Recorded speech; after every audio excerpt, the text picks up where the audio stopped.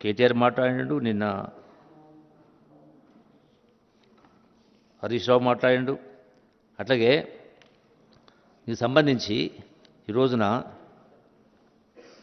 ప్రజాధనంతో నడిచేటువంటి vigilance department అంటే ఎవరి పాత్ర వాళ్ళు సక్రమంగా నిర్వహించకుండా మీరు ఆ సంస్థలపైన దాడి చేసే కార్యక్రమం చేస్తూ మీ సొంత అవసరాలు వాడుకుంటూ ఇష్టారాజ్యంగా ప్రవర్తించే కార్యక్రమం చేస్తే అంటే ప్రభుత్వం ఇంకేం పట్టకుండా ఉన్నట్టుగా చూసుకుంటూ కూర్చోవాలా?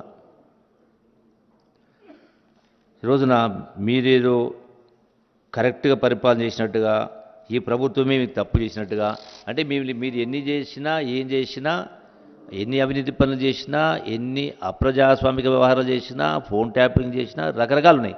అంటే మీరు ఏం చేసినా ప్రభుత్వం నిమ్మకు నీరెత్తినట్టుగా కూర్చోవాలా? ఎంక్వైరీ చేయొద్దా? దోషులను తేల్చొద్దా? డిపార్ట్మెంట్ పని ఎంక్వైరీకి ఆదేశించిండ్రు. సో దీనికేదో ఈ ప్రభుత్వం తప్పు చేసినట్టుగా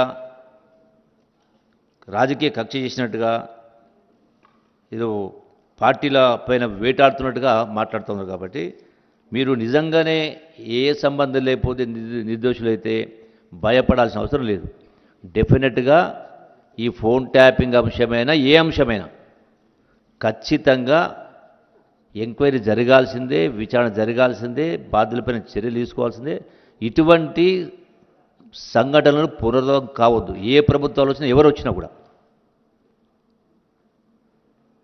ప్రజాస్వామ్యాన్ని కూలి చేసే కార్యక్రమం చేసుకుంటూ ఈ రోజున మీరు రకరకాల అక్రమాలు చేస్తూ మళ్ళీ తగుదనమనుకుంటూ మీరే మళ్ళీ దుర్మార్గంగా ఉల్టా చోరు కోతలు అంటున్నట్టుగా మీరు మాట్లాడుతూ ఉంటే ఇది సరిపడదు. ఇన్ని సంవత్సరాలు మీరు మంత్రులుగా ఉండి ఈ స్థాయికి దిగజారే కార్యక్రమం అనేది చెల్లుబాటు కాదు. ఈ యొక్క విచారణ పూర్తి కావాల్సిందే.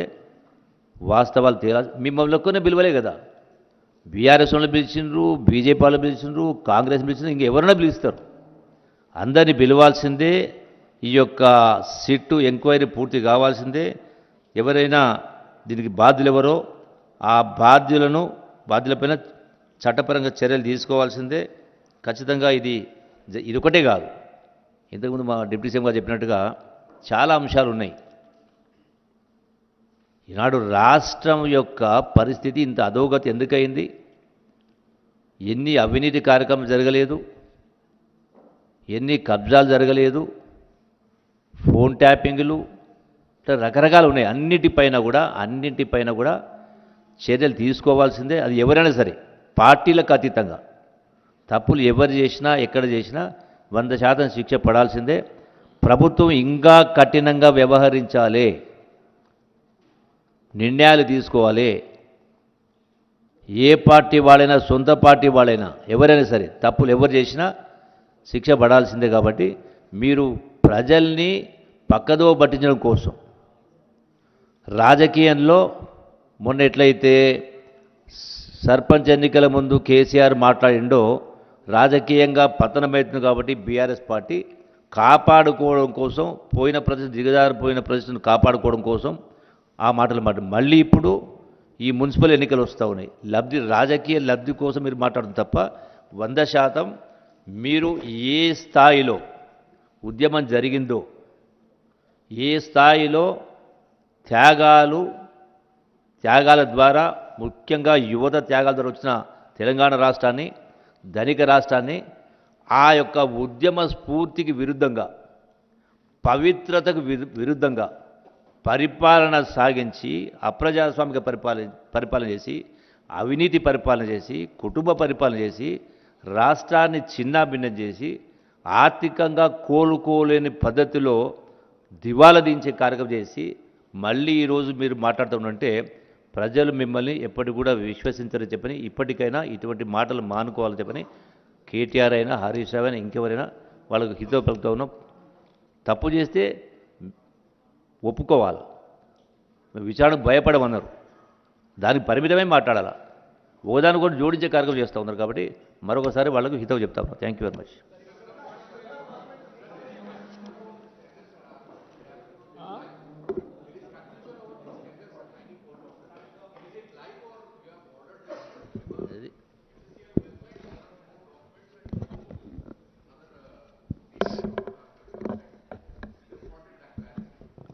See,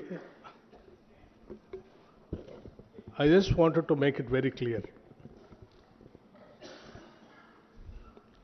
కోరిజెండం అయిపోయిన తర్వాత వాళ్ళు అప్లోడ్ చేసిన తర్వాతనే సమ్వేర్ అరౌండ్ 21st 22nd నుంచో ఇంట్రెస్టెడ్ పార్టీస్ వాళ్ళు బిడ్స్ సబ్మిట్ చేసేది ఉంటుంది.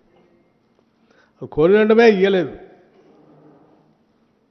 అది 20th 21st ఇచ్చేవాళ్ళు, లేకపోతే వీరు 17వ తారీఖే రాశారు. అంటే దానికి డేటు మీ బిడ్స్ సబ్మిట్ చేయండి అని చెప్పే డేట్ స్టార్ట్ కాకముందే వారు ఊహించుకొని కథనాలన్నీ రాశారు. 17వ తారీఖు మొదలుపెట్టారు, 17 ఏమో టీవీలో వచ్చేటట్టు, 18 ఏమో పేపర్లో వచ్చేటట్టు. సో ఎట్లా మీరు కోరిజెండం వెళ్ళేది కాబట్టి అసలు అన్నీ క్యాన్సిల్ చేయండి, go for a fresh tender అని చెప్పాను. So now that tender is not there, that's what I'm saying. We're very clear.